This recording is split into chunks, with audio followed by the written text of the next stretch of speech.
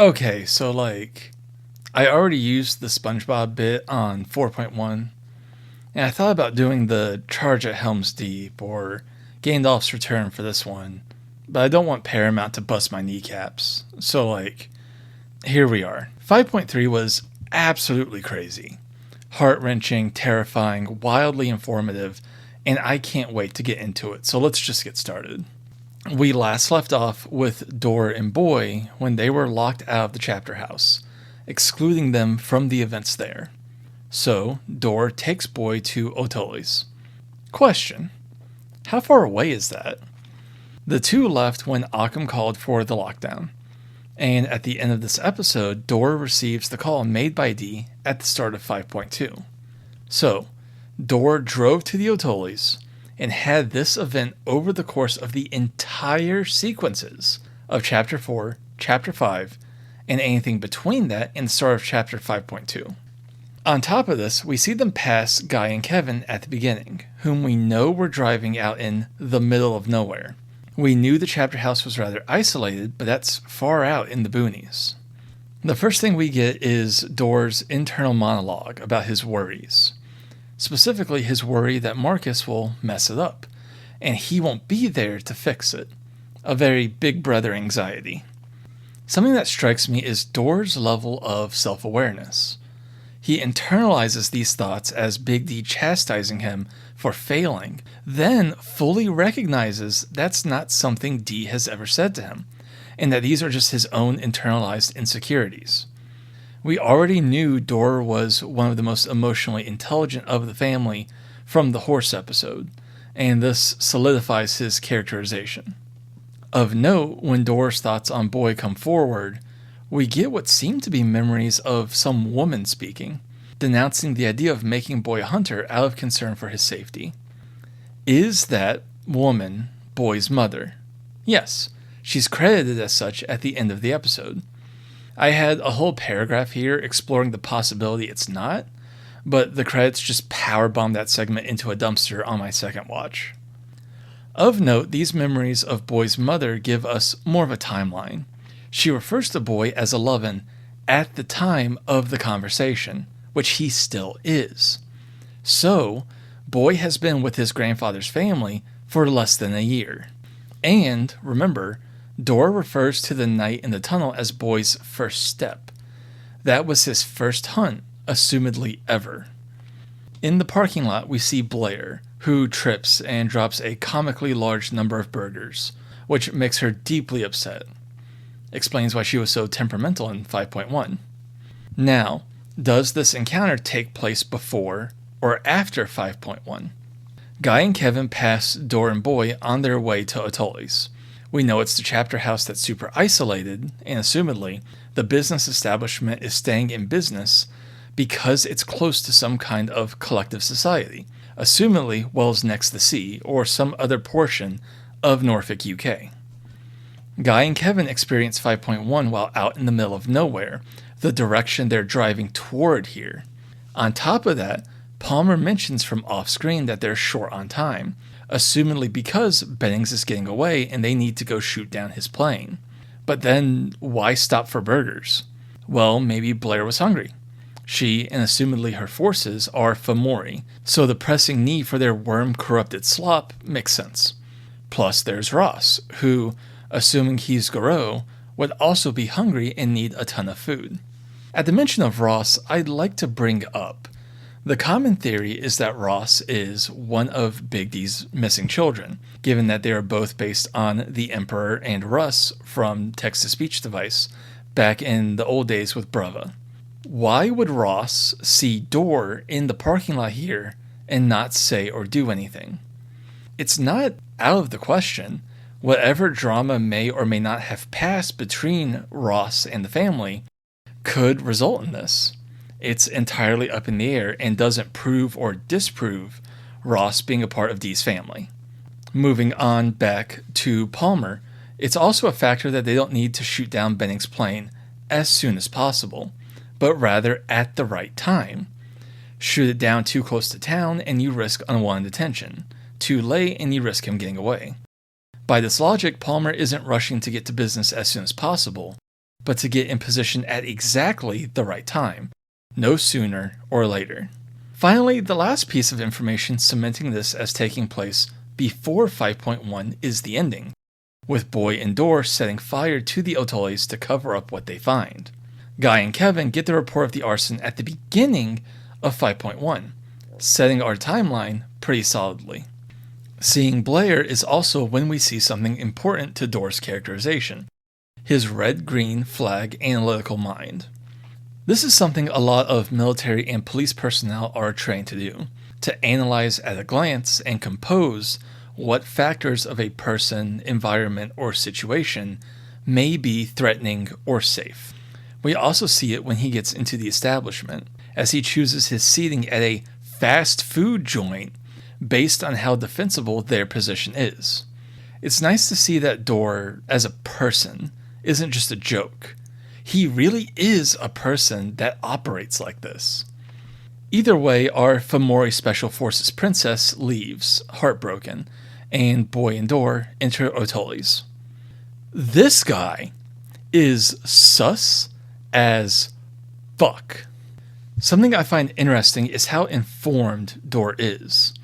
He got fed misinformation about the first vampire at some point, likely by Dee to avert a potential blood hunt. But he's informed enough to recognize synchronicity. Synchronicity is coincidence with meaning. Things will just happen to occur with meaning to the supernaturals they occur to.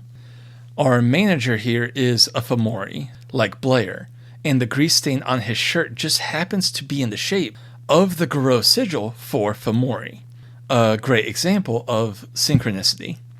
I strongly doubt Dor would be familiar with Garou sigils, but he is acute enough to pick up that this isn't normal. The other red flags are more dismissible, but altogether, this guy is easily read as a weirdo. Okay, so the all-meat diet thing, we need to talk about it. It was a funny bit in the second episode, but it's come up so often that it's not just a bit now.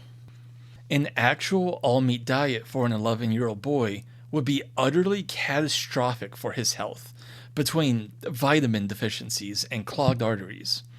Dor is kinda up his own ass with the manly man American patriotism stuff. He keeps Eastern Standard Time no matter where he is. He trusts Otoles just because it's an American establishment, and he hates the British just as much as Blanks.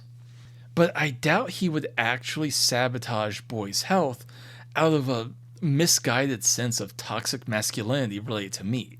There has to be something here related to Boy and the meat thing. I don't know what. At least not with evidence to back it up. All we know about Boy's mother is that 1, she would get hot and bothered by a guy like Dor, so she has great taste in men. And 2, she was opposed to Boy being a hunter on the grounds of his safety. So, she knows what a hunter is, and is at least superficially aware of what the supernatural is. The assumption is that she's a mundane woman Dor had a child with, and then had to give a crash course on the supernatural when he planned on taking Boy to be a hunter with his grandpappy. But what if that's not the case? Maybe Boy's mother is some flavor of supernatural herself, and disapproved of him being a hunter because she knows the danger firsthand. Or, potentially, that she's afraid of him hunting his own family on her side. Aside from the Akira Cross theory, an episode we will cover at some point, believe me, there's nothing to suggest as much. But, until we learn more, it remains a possibility. Back to Boy, this wildly unhealthy diet would kill him unless there's a factor we don't know, such as being part supernatural. Now, let's talk about the bathroom. This is easily my favorite piece of writing the team has ever produced. This talk is the realest shit ever. I've had this talk. I've been both sides of this talk. Dor is readily in control of his emotions and wildly introspective. It's this one misstep here that really botches things. But it's the inherent implication of this line of discussion that bites first. As Boy himself points out, he fucking killed Pyotr, a Diablerist, an accomplishment most hunters never dream of in their lives, if they even live long enough to be aware of what Diablerie is. He saved the family when Dee, Marcus, Kitten, and Door all failed to stop him. Yes, Door is saying what he does out of worry that the hunter's path is hurting Boy, and it is hurting Boy. He recognizes as such. But at the end of the day, after succeeding so wildly, Door undercuts Boy's confidence by suggesting he isn't fit to be a hunter. Boy is grappling with the moral ramifications of being a hunter. Why? Like, obviously why, as in being a hunter comes with dictating life and death over others, but why now? The incident with Pyotr was pretty clear-cut. The Diablerist was a fascist murderer, even of his own kind. A monster, plain as day. Killing him is readily justifiable, and barely even a moral blip in what Boy has probably been told about. But now, Boy is concerned with the line. Where does a monster cross that final threshold where they deserve death? My guess is that Kevin is the cause of this. We know the family is aware of Kevin's recruitment, and assumedly, any objections have been discussed off-screen. My guess would be that these questions Boy has stem from this. What made Pyotr so unforgivable that he had to die, while Kevin not only gets to live, but can be trusted as a member of the family? Like, we know the answer, or can at least conclude the difference between the two with a minute to think it over and articulate the thoughts after watching the series up till now. But the last time Boy saw Kevin may very well be the tunnel. He hasn't seen the wizard playing buddy with Dee, or dressed up in his spiffy cop clothes. And this may very well be the first time he's ever had to consider the concept of friendly monsters. But that's just my guess. We don't know for sure. I haven't talked much about Francis. Let's rectify that.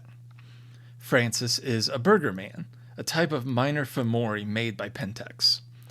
Burgermen are made by a human consuming Otoy's burgers, which Pentex infests with bane spirits to corrupt the populace. Burgermen aren't particularly powerful or anything. They're more meant to be a gag enemy for your Garou players to rip apart.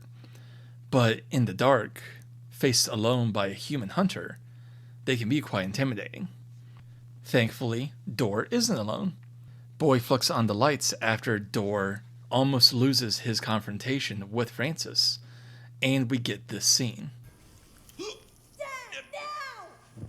Order up, you son of a bitch. Oh my god, he's so goddamn cool! After putting down Francis, Boy and Door have another heart-to-heart. Of note, Door doesn't correct Boy in being wrong about Francis. He was wrong. However, Door does admit his own fault for suggesting Boy was soft. He specifies that Boy is kind, and that this is a good thing, but it is a trait that can be taken advantage of, cementing this night as a lesson to be learned, not a fault to feel guilt over, and cementing Door as the best dad in the series so far. Lastly, Door gets a call from Dee, the call we saw from Dee's side at the start of 5.2. There's a line here that sticks out to me. On Dee's end, we heard him say, I don't know, without context.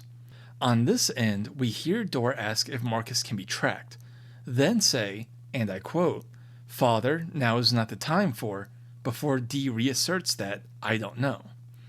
The meaning here is pretty obvious once you put the two pieces together.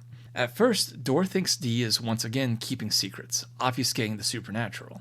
When Dee reasserts that he truly doesn't know, it's to assert that he really, truly does not know, and that the family is now tackling something beyond the expertise of its most experienced hunter.